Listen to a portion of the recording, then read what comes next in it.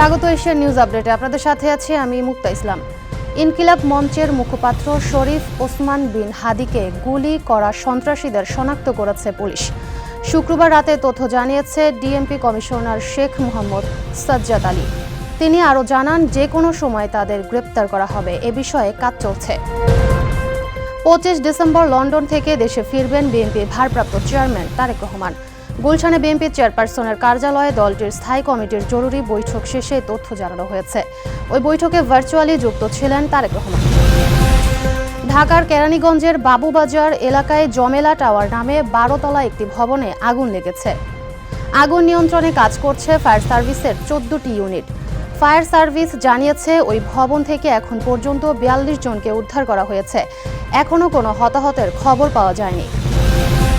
Nobel শান্তি পুরস্কার বিজয়ী ও নারী অধিকার কর্মী নার্গেস মোহাম্মদীকে গ্রেপ্তার করেছে ইরানের নিরাপত্তা বাহিনী। তার ফাউন্ডেশন জানায়, 53 বছর বয়সী মিসেস মোহাম্মদীকে পূর্বাঞ্চলীয় শহর মাশহাদে তার সহকর্মীদের সঙ্গে আটক করা হয়েছে। দর্শক, এই ছিল এশিয়ান নিউজ আপডেট। পরবর্তী এশিয়ান নিউজ আপডেট দেখার আমন্ত্রণ রইল। ধন্যবাদ এতক্ষণ সাথে থাকার জন্য।